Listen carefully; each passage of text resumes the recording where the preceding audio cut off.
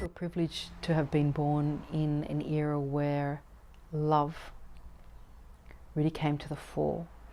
And as we know, in the very late 60s and the 70s, there was the revolution of love, and we had prominent musicians like the Beatles, and we had prominent festivals like Woodstock. We had a whole collective of people who had rediscovered love. And while they were rediscovering this love for one another, out of this also was birthed again self-love. And so for centuries prior to this, self-love hadn't really been cultivated. It was often, particularly in Western civilization, more around our desire to be loved by another, to find that love through somebody else. And over time, what we've been able to do, which is really beautiful, is come back to, wait a minute, love is here, it's in me. It's always in me, regardless of what's going on in the external world, it's here. And so we've been privileged again to connect with this knowledge, with this wisdom. And with it, there is so much liberation, because it frees us up from having expectations on everyone else about what can they give me, how can they meet my needs, how can they meet my expectations. And as we all know, once we let go of those expectations, everybody is set free. Our hearts are set free to find love in a whole new manner that perhaps there hasn't ever before. And it's probably quite timely that I share with you about this expansive love that really does come from us first, because a lot of us are going through very, very big shifts in our relationships. For some, the relationships are, I would say, ending.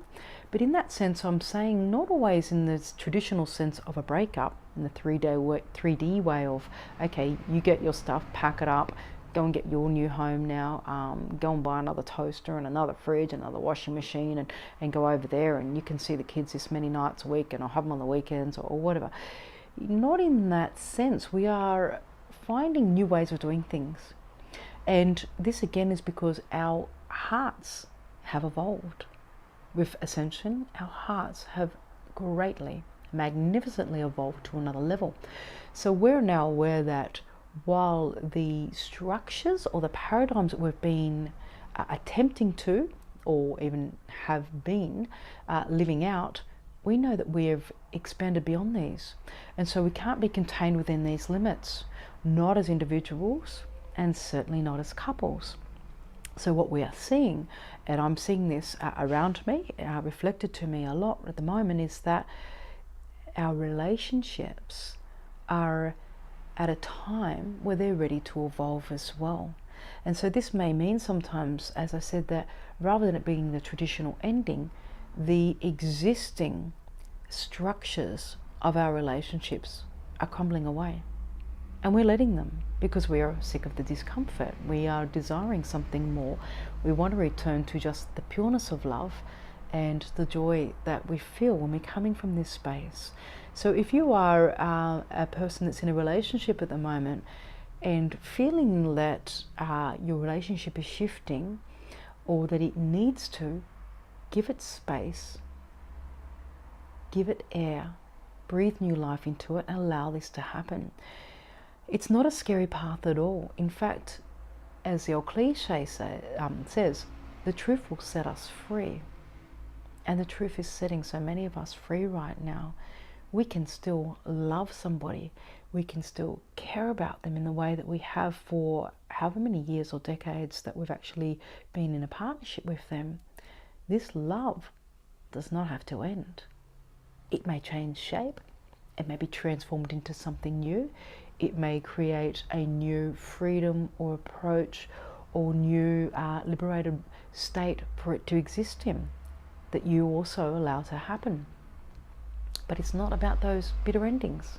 We're not doing things the way people did them in the 70s or the 80s, let alone the 50s or the 60s. We're in a very different era of consciousness. So allow yourselves to unfold with this flow. Allow the beautiful and loving universe to come through and be your guide, because you're ready. Otherwise this wouldn't be happening. You are ready, your partner is ready, your family around you and your friends are even ready for these new shifts and approaches about how we're going to do relationships. Because we're not just seeking outside anymore of ourselves. We are not coming from lack or insecurity or fear. We're coming from love. So that means, of course, the nature of our relationships is also going to shift. But this is a positive thing. This is again about us expanding to another level. So let it flow, give it some space, give it air to breathe, and know that this is more than ever a time not to get stuck in this. The mind and the ego is the thing that's going to make things harder for you and will bring you back into constriction and feeling like you're stuck, or feeling like you're fearful or scared, or basically it will keep you feeling stuck. So know that when you're having those thoughts, just acknowledge them, observe them, and let them go. Because it doesn't have to be this painful, gut-wrenching or heartbreaking even situation that you're going through. We are allowing our relationships to evolve. And while we may not know what is going to come of this, allow it just to unfold. Allow, with very deep trust, your relationship to unfold. The people around you, including your partner, your children, to also expand and unfold, and all will be revealed anyway.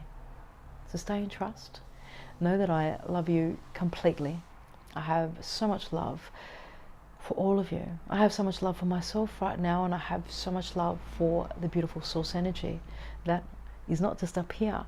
It's all around us and in us and through us every moment of the day.